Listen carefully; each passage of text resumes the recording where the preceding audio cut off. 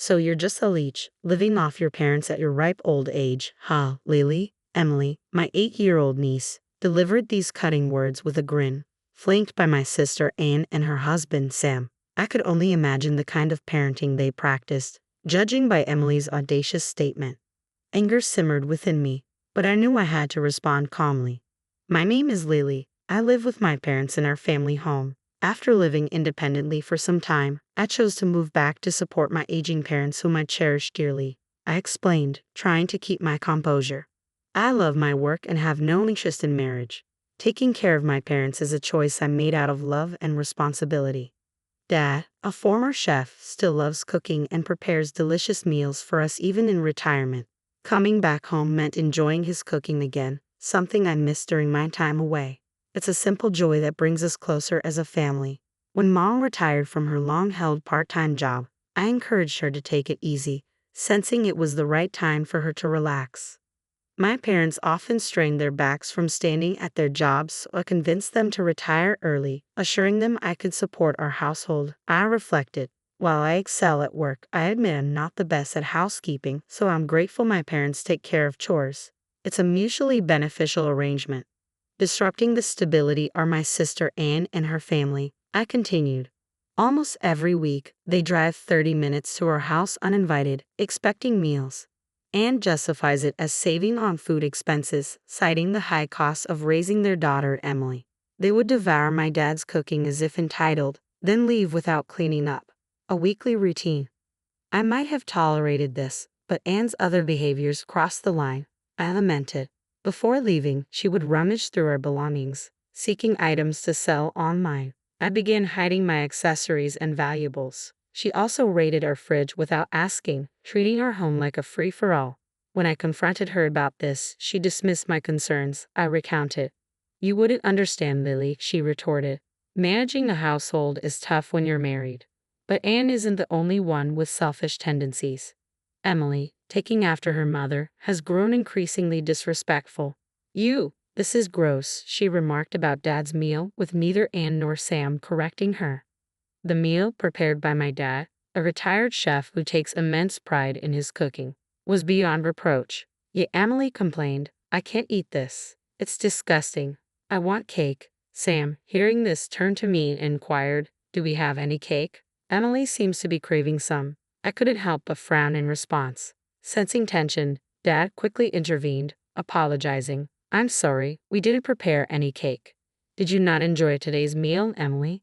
It's always yucky. I only like sweet things. Desserts are the best. I don't want Grandpa's food, Emily insisted. Anne chimed in. It's convenient and saves us on groceries, so it's great. But if Emily feels that way, we'll have to make sure there's sweets and cake next week, Mom, Dad. I could have forgive Anne for indulging Emily's selfishness and bossing our parents around. But speaking up would only burden our already frail parents further. That day, as always, Anne's family left after thoroughly searching our house, leaving me speechless at their audacity to act entitled just because it's their parents' home. It was unforgivable. As my mother apologized, shouldering the blame for not having cake ready, my father quietly disposed of the uneaten food meant for Emily. Witnessing their actions pained me deeply. Throughout the following week, I wrestled with the idea of asking Anne and her family to stop visiting altogether, only to have them arrive unannounced yet again, as if it were routine. They walked in, immediately asking, is dinner ready? Emily complained about the cake, insisting, I wanted one with more strawberries. Sam took charge of the TV without a word. Watching my sister's family make themselves at home, I was dumbfounded.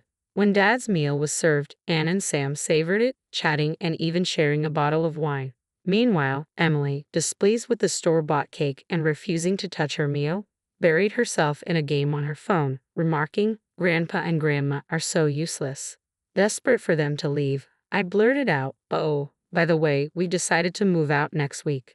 My voice echoed with surprise, and the shock mirrored on my parents' faces showed they hadn't heard this plan before. Sam chimed in, reinforcing Anne's announcement. It's a hassle driving here every week. If we live together, we can save on groceries and avoid paying rent. Stunned into silence, my parents remained speechless. Finally finding my voice, I objected firmly. Hold on, this is sudden. We don't have enough space, and you're suggesting moving in without any financial contribution. That's presumptuous. But it was Emily, not her parents, who spoke next, setting her smartphone down with a thud. Lily's just a burden who should move out anyway, Emily retorted defiantly. Why should I move out, Lily? You're the one leeching off your parents at your age. Leeches should leave. This is going to be our house, Emily added smugly, earning suppressed laughter from Anne and Sam. For a brief moment, I couldn't believe my ears when 8-year-old Emily called me a parasite. It was clear Anne and Sam had instilled this disrespectful attitude in her. Emily, don't say hurtful things like that. It's not nice, I interjected, trying to maintain composure. I don't want to live with Lily. She should be gone by next week. It's embarrassing to have a parasite around. What if my friends find out? Emily shot back, her gaze disdainful. Anne and Sam chuckled beside her, fueling my growing anger. Fine, if that's what you want, I'll be out by next week, I responded sharply. Anne's family seemed pleased with my compliance, laughing as they always did, and made no effort to help clean up. My parents looked frightened at the thought of living with them, but their relief was palpable when I proposed a solution. With everyone pitching in, we prepared for Anne's family to move in. The house was cleaned and rearranged according to their needs, just as Emily had demanded. I effectively moved out to make way for them. The day arrived for Anne's family to take over. I busied myself organizing in my new place, feeling a mix of nostalgia for my old home and relief that I wouldn't be bothered by Anne's family anymore. As I focused on cleaning, my phone buzzed incessantly with missed calls from Anne. Finally answering, I braced myself. Lily, why didn't you answer earlier? There's a problem with the house, Anne exclaimed. Well, it's my house actually. I've already had it demolished, I replied, unable to hold back a half-hearted chuckle. What? Anne screamed. I could only imagine their shock upon arriving to find the house reduced to rubble. I decided to demolish it, I explained calmly. Since I moved back to support my parents, the house was transferred to my name. It was my choice. The house was old and my parents agreed it was better this way than letting Anne's family take it over. I made sure my parents could enjoy their retirement by covering all their expenses, I calmly explained, countering Emily's misguided accusations of me being a parasite. Turning to Anne, I continued with a touch of sarcasm. You and Emily have made quite a few hurtful remarks about me. It's not healthy to teach your daughter such things. It would be a shame if Emily grew up to be just like you. Anne appeared more shocked than remorseful. Now you come to me, almost in tears, asking what we should do. We've already ended our lease and moved out of our previous home. We're going to end up homeless, she lamented. Emily is only 8 years old. Perhaps it's a good learning experience for her, I replied casually, focusing on my cleaning. How can you be so heartless? Anne began to cry.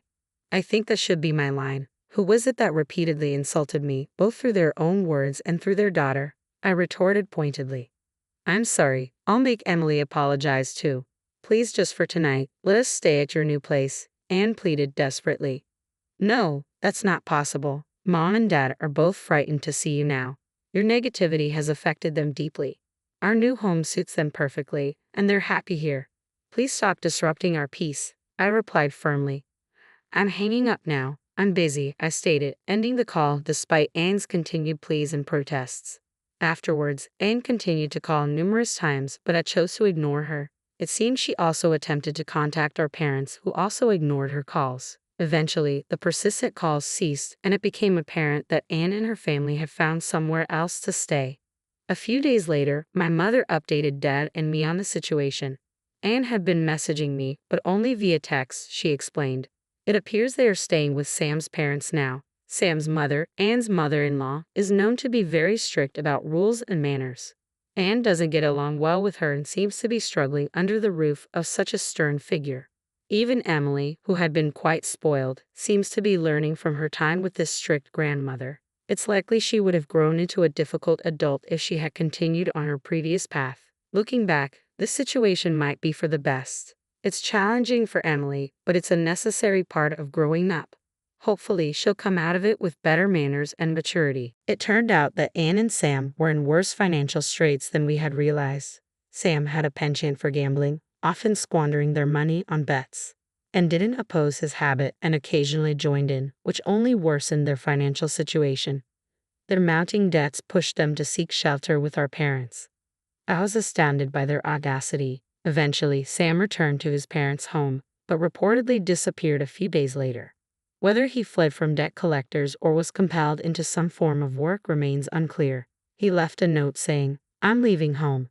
Please don't look for me," prompting the police to treat it as a voluntary departure.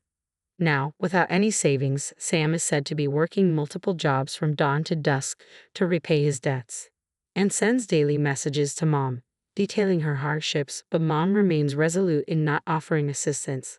"We raised her this way, but I believe this is a necessary trial for her," Mom remarked. For your information, our parents and Sam's parents have maintained good relations and communicate regularly, I added.